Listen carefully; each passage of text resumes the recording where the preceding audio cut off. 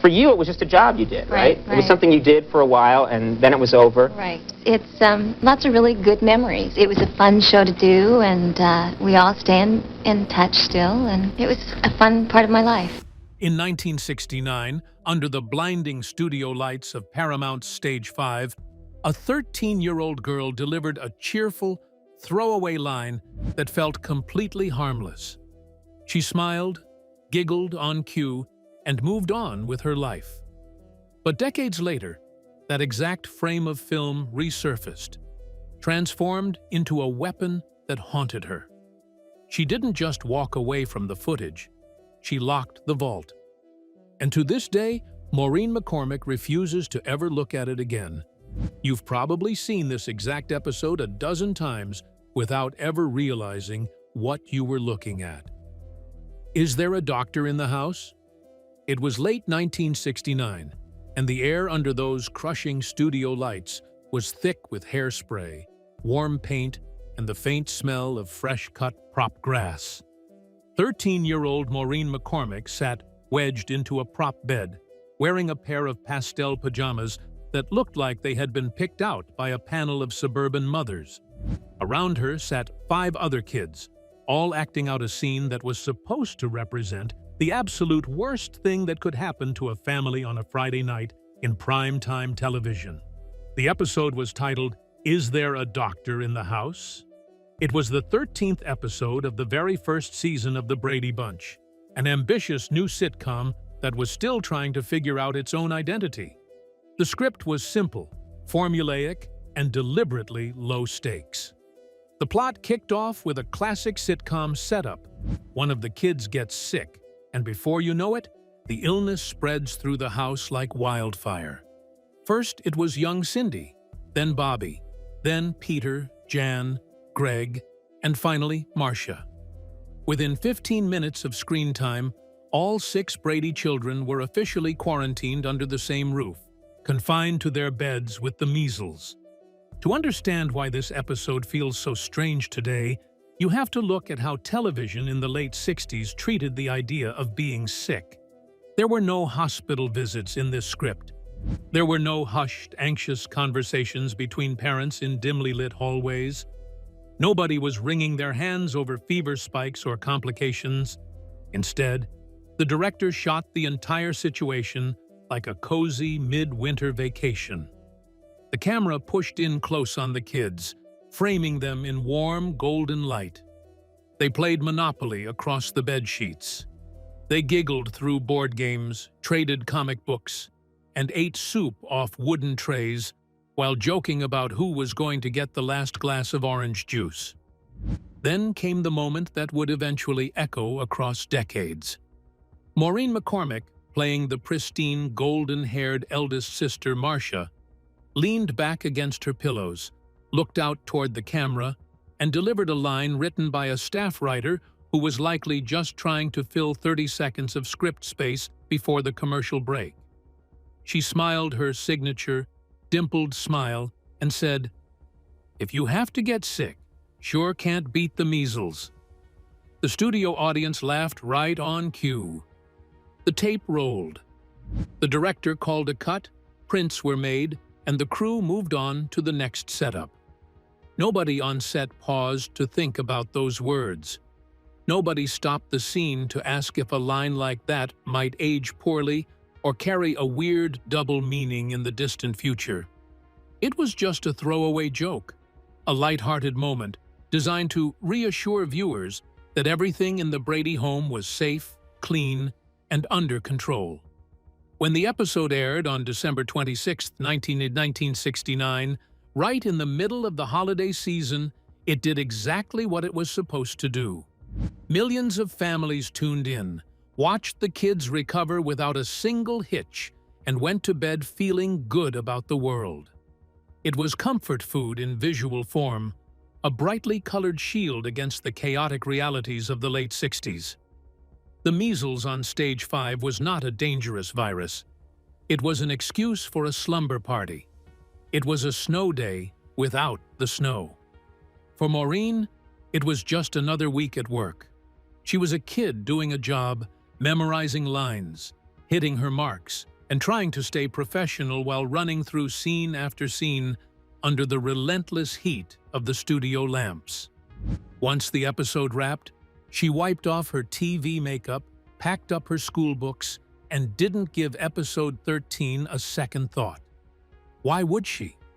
She had dozens of other scripts to memorize, dance routines to practice, and publicity photos to shoot. For years, that 22-minute slice of television sat comfortably in the syndication vault, looping silently through late-night cable reruns, mid-afternoon broadcasts, and box set collections. It was a harmless artifact from a simpler era of television. But, as the decades rolled on and the world outside the Paramount lot changed dramatically, that single, cheerful line delivered by a 13-year-old girl in 1969 began to quietly gather dust, waiting for an entirely different world to pull it back into the light. At the time, nobody gave the line a second thought, because the world was too busy falling in love with the ultimate suburban family. The Sunshine Empire. When the Brady Bunch debuted on ABC in the autumn of 1969, America was a country fracturing at the seams. The evening news was dominated by graphic coverage of the Vietnam War, fierce civil rights protests, political assassinations, and a rising counterculture movement that was rewriting every traditional social rule. Families were divided, exhausted, and desperately searching for a sense of stability. Enter Sherwood Schwartz, a veteran television producer with a radical idea for a new kind of sitcom. An impossibly wholesome, blended family living in a pristine, split-level house where every single problem could be solved inside 22 minutes, right before the final commercial break. Schwartz didn't just build a television show, he engineered a cultural escape hatch. The set at Paramount's Stage 5 was designed to be a vibrant, Technicolor paradise. The famous house had no front lawn, just a sheet of bright green astroturf that never died, never faded, and never needed watering. Inside, the walls were painted in loud 60s oranges, warm yellows, and avocado greens, creating a universe that felt completely insulated from the harsh realities of the outside world. There were no wars here. There were no riots, no inflation, and no generational divides that couldn't be healed over a plate of Alice's home-cooked roast beef. At the center of this Sunshine Empire stood Maureen McCormick as Marcia Brady. With her straight blonde hair, bright blue eyes, and effortless suburban poise, McCormick wasn't just playing a character, she was being elevated into a national archetype. Marcia was the quintessential American teenager, popular, athletic, intelligent, and perpetually cheerful. Every teenage girl in the country wanted to be her, and every teenage boy had her poster taped to his bedroom wall. Behind the scenes, the pressure to maintain this illusion of absolute perfection was staggering. The 6 child actors weren't treated like normal kids. They were the faces of a rapidly growing commercial franchise. Network executives quickly realized that the cast could sell far more than just television ratings. Within months of the show's launch, the Brady machine was operating at full throttle. The kids were shoved into grueling work schedules that stretched far beyond their daily filming sessions on the soundstage. They recorded hit pop albums, embarking on massive concert tours where they sang polished, upbeat songs to stadium crowds of screaming fans. They posed for lunchboxes, comic books, board games, and paper dolls. Everywhere they went, they were expected to be their on-screen personas, polite, polished, and completely devoid of any real-world flaws. For McCormick, the line between her own identity and the invincible image of Marcia Brady began to blur at a dangerously young age. The public didn't want to see a real 13-year-old girl with doubts, bad days, or physical illnesses. They demanded the perfect girl from Stage 5, the one who could catch a contagious disease and make it look like a weekend at camp. The show quickly grew into a juggernaut of mid-century nostalgia. Even as intellectuals and television critics sneered at its relentless optimism, millions of households tuned in every single week. The Brady Bunch offered a comforting promise to a troubled nation. No matter how chaotic the world gets outside your front door, inside these walls, everyone is safe. Everyone is happy. And every conflict ends with a warm hug in the living room. How did a show that critics universally dismissed as brainless eye candy transform into an indestructible monolith of American pop culture? Under the AstroTurf, perfection, pushback, and cultural friction. The answer lay in the sharp, surreal divide between what the television establishment thought people should watch and what struggling families actually needed. When The Brady Bunch premiered, critics didn't just give it mild reviews, they absolutely dismantled it. Serious TV columnists in New York and Los Angeles viewed Sherwood Schwartz's vision as an insult to the viewer's intelligence. While the real world was grappling with economic anxiety, race riots, and the lingering trauma of political assassinations, the Brady house remained a sterile bubble where the biggest crisis on any given Friday night was whether Jan needed glasses or Greg's hair was too long for his football team photo. To the critics, the show was plastic, artificial, and hopelessly out of touch. They mocked the pristine AstroTurf yard, the absurdly clean kitchen, and the total absence of real-world politics.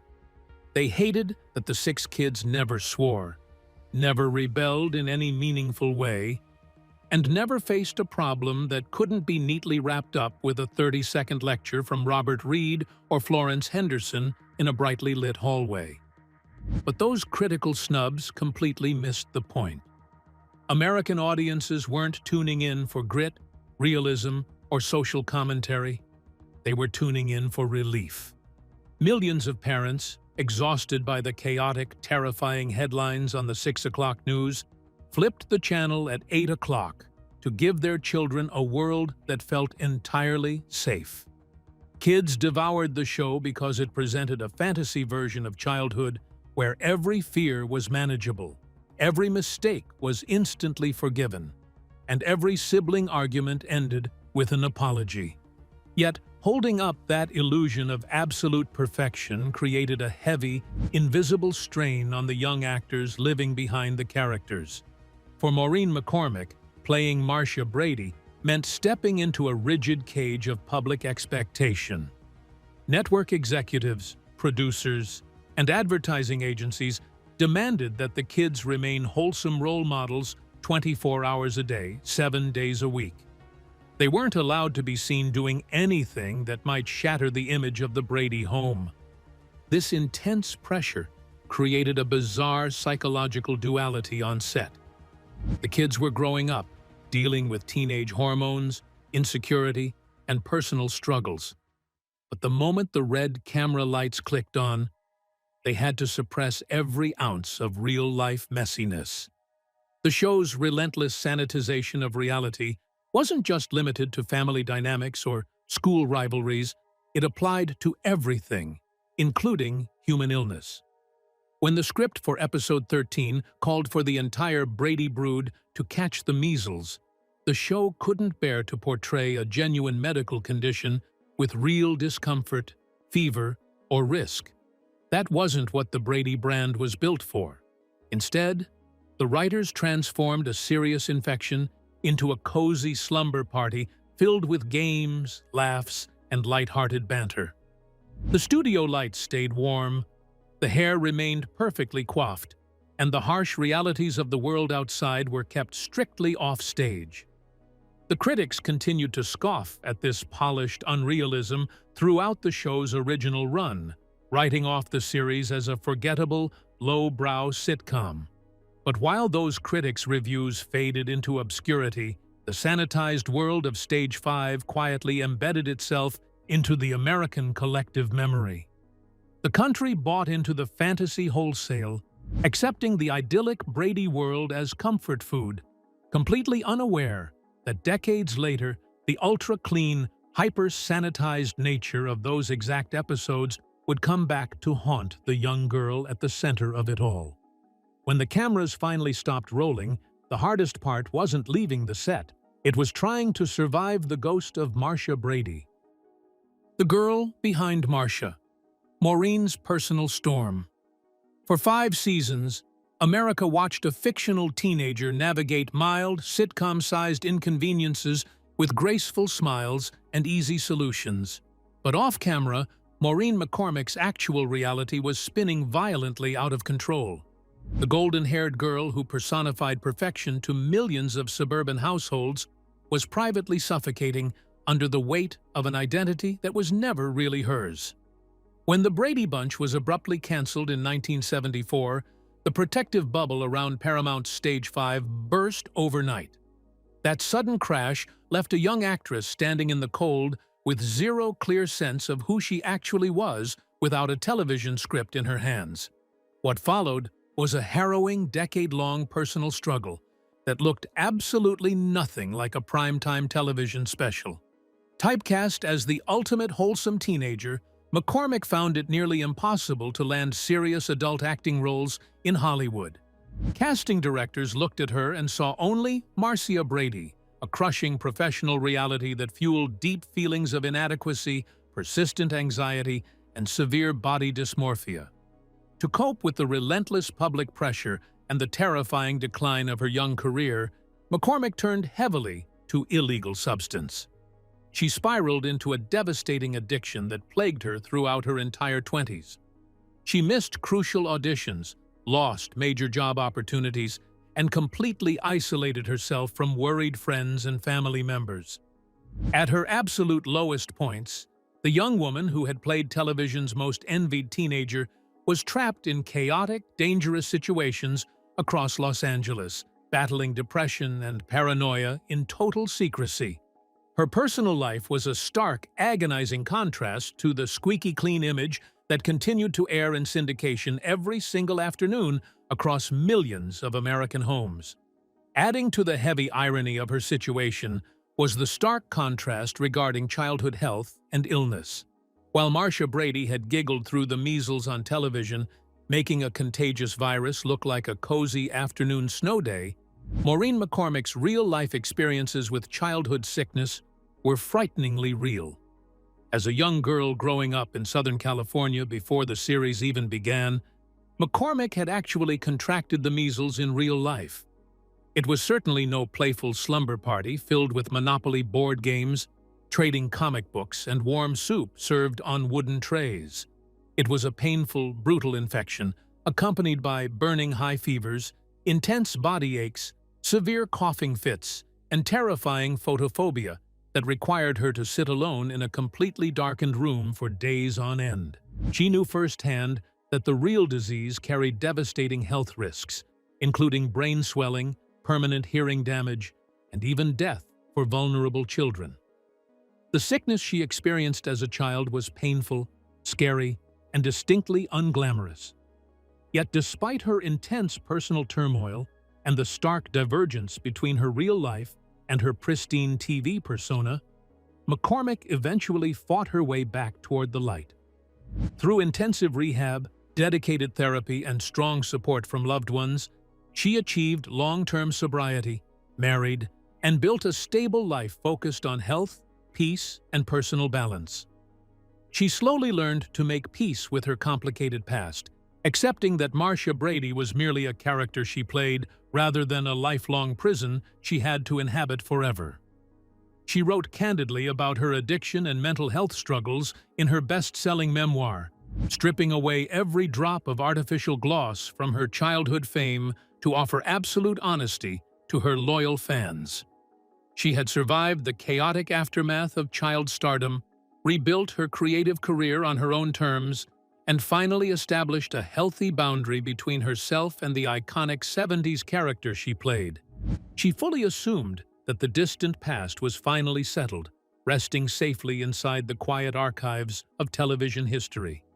But just as Maureen was enjoying the peaceful comfort of her adult life, A massive digital wave was quietly brewing on the internet, one that would yank her 13-year-old self right out of 1969 and thrust her into a modern public battle she never signed up for. How did a 50-year-old piece of sitcom trivia suddenly transform into a high-stakes weapon on the modern internet, when nostalgia got hijacked? The digital age has a bizarre way of resurrecting the past, stripping away its original context, and weaponizing it for modern cultural battles. For decades, Season 1, Episode 13 rested quietly in the syndication vault. It was just another light-hearted entry in a long line of classic television reruns floating harmlessly through late-night cable schedules and nostalgia networks. Generations of viewers had watched the Brady kids play Monopoly in bed without giving the underlying medical premise a single second of deep, critical thought. It was widely understood to be what it always was: a sanitized slice of 60s television comfort food designed to entertain families over dinner. Then came the boom of social media platforms, algorithm-driven viral content, and the rapid growth of the modern anti-vaccination movement.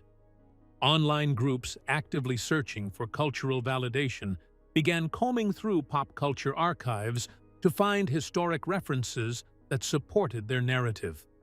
They were looking for media that portrayed childhood viral infections as routine, harmless rites of passage rather than dangerous medical threats. And in the bright, colorful AstroTurf world of 1969 Paramount Stage 5, they struck what they believed was gold.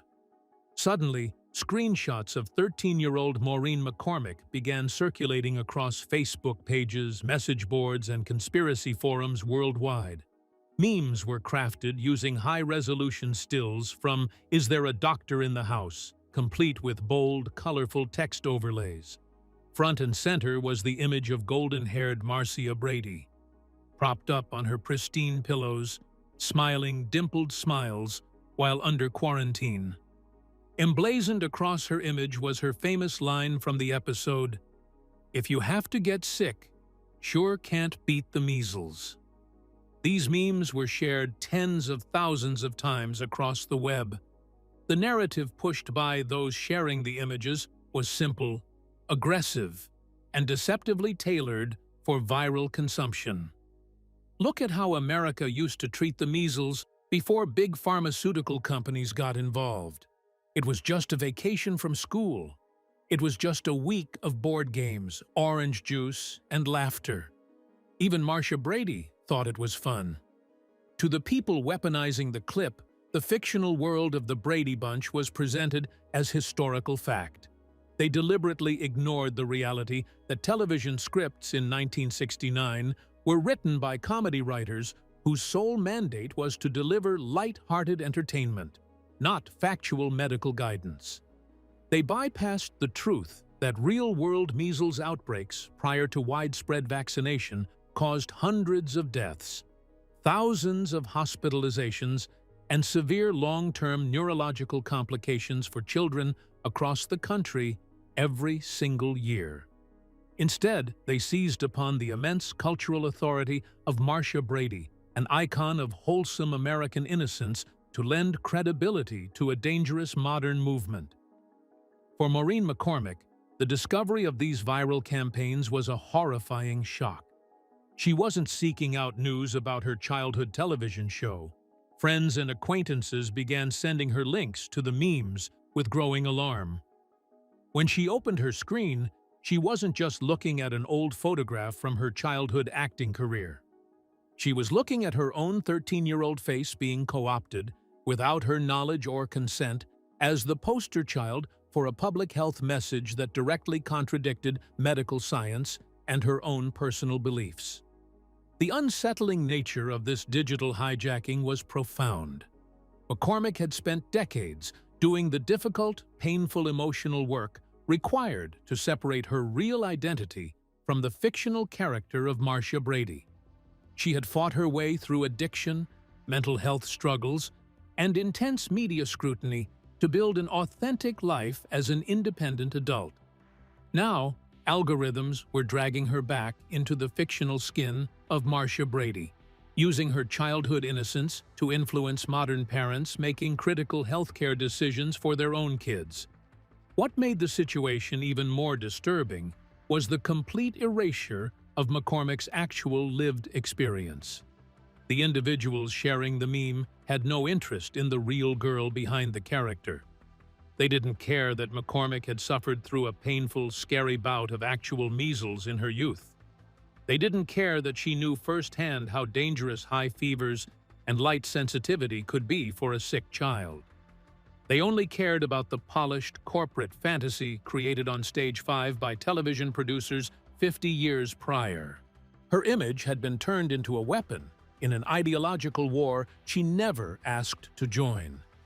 The harmless throwaway line written by a staff writer in 1969 had evolved into a public health liability in the 21st century. As the memes continued to spread across social feeds, gathering thousands of likes and shares from people using her image to push their agendas, McCormick realized that staying quiet was no longer an option. The girl who had spent a lifetime trying to escape the shadow of Marcia Brady was going to have to step into the light and set the record straight, once and for all. When your own childhood face is turned into a weapon against public health, how do you finally break the silence and reclaim your story? Vault locked. Maureen McCormick reached a definitive breaking point. Watching her 13-year-old self turned into an unwitting poster child for a movement she fundamentally opposed was something she could no longer tolerate. The silent frustration of seeing her likeness co-opted online finally gave way to public action, forcing the actress to step directly into the national spotlight to dismantle the very fiction she helped create 5 decades earlier. In a series of direct, unvarnished public statements and interviews, McCormick took head-on the groups using her image. She did not mince words, nor did she attempt to preserve the comfortable, sanitized illusion of the Brady Bunch. She publicly clarified that she was furious her face was being weaponized without her consent to promote anti-vaccination narratives. To remove any ambiguity about her personal beliefs, McCormick made it crystal clear that she fully trusted medical science, believed in the life-saving power of vaccines, and had made sure to fully vaccinate her own daughter. She repeatedly urged the public to draw a sharp line between television fiction and real-life medicine. Is There a Doctor in the House? Was a script written for a 1969 comedy designed solely to entertain families during a 30-minute time slot. It was not a medical document, a historical record, or a blueprint for public health. McCormick reminded audiences that sitcoms of that era were engineered to project an idealized, conflict-free world where even serious illnesses were stripped of their danger, pain, and consequences. To drive her point home, McCormick spoke openly about her own childhood reality, the agonizing, frightening bout of real-life measles she endured before landing the role of Marcia Brady. She contrasted the warm, cozy slumber party depicted on Stage 5 with the dark, solitary room she was forced to occupy as a sick child, suffering from burning fevers and debilitating light sensitivity. The contrast could not have been starker. On one hand, a corporate fantasy manufactured for television ratings. On the other, a painful infection that put real children at serious risk. Her forceful pushback sent shockwaves through the online community. News outlets picked up her statements, exposing the deceptive nature of the memes and forcing major social media platforms to address the misuse of vintage television clips. By speaking out, McCormick effectively stripped the anti-vaccine campaigns of their favorite pop culture shield. She refused to let her childhood image be used as passive propaganda, proving that the real woman behind Marcia Brady possessed a strength and independence that far outshone any scripted character. Yet, the emotional toll of that entire ordeal left a permanent mark on McCormick's relationship with her own past. The experience of seeing episode 13 dragged into modern ideological warfare forever altered how she viewed that specific slice of her youth. What had once been a forgotten, harmless piece of her acting portfolio had become tainted by controversy, misuse, and public distress. It is for this very reason that Maureen McCormick maintains a firm, unwavering boundary today. She refuses to ever watch that 1969 episode again. Watching herself giggle in bed and deliver that famous cheerful line is no longer just a neutral trip down memory lane. It is an uncomfortable reminder of how easily innocence can be distorted, how corporate media sanitizes reality, and how a throwaway line from a soundstage can linger for decades to haunt the person who spoke it. Beyond her specific refusal to watch episode 13, McCormick's choice reflects a broader, healthier philosophy toward her past. In interviews reflecting on her time as Marcia Brady, she has often shared that she simply does not watch the Brady Bunch reruns in general. While she holds deep, lasting affection for her former castmates, whom she considers a second family, she feels no desire to repeatedly relive her adolescent years on screen. As she succinctly put it, "If I've seen it once, I've seen it, and I want to move on." By locking that vault and refusing to indulge in self-directed nostalgia, McCormick reclaimed complete ownership of her life. She demonstrated that an actor is defined by who they choose to be in the present, not by the fictional ghost of a teenager preserved in celluloid. The girl in the pastel pajamas on Stage 5 may always belong to television history, but the woman who stood up to reclaim her own voice belongs entirely to herself. Moving forward, today, Maureen McCormick isn't looking back. She's actively building her own creative legacy. Having long made peace with her television roots, she has shifted her focus toward passion projects that reflect her authentic personality, design talents, and love for hands-on creativity.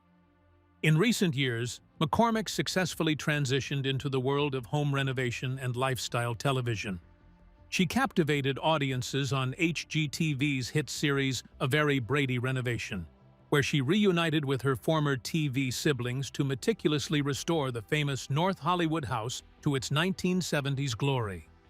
Rather than leaning on mere nostalgia, she showcased a sharp, professional eye for interior design and vintage restoration, skills she further honed alongside contractor Dan Vickery on the HGTV home makeover series Frozen in Time.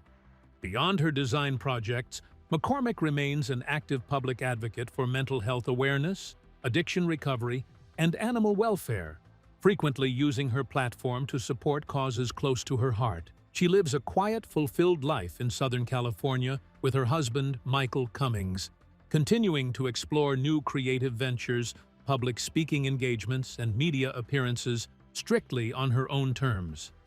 Maureen McCormick proved that while you cannot control the past, you hold absolute authority over your future, a narrative defined not by a scripted character from 1969, but by an enduring, independent woman.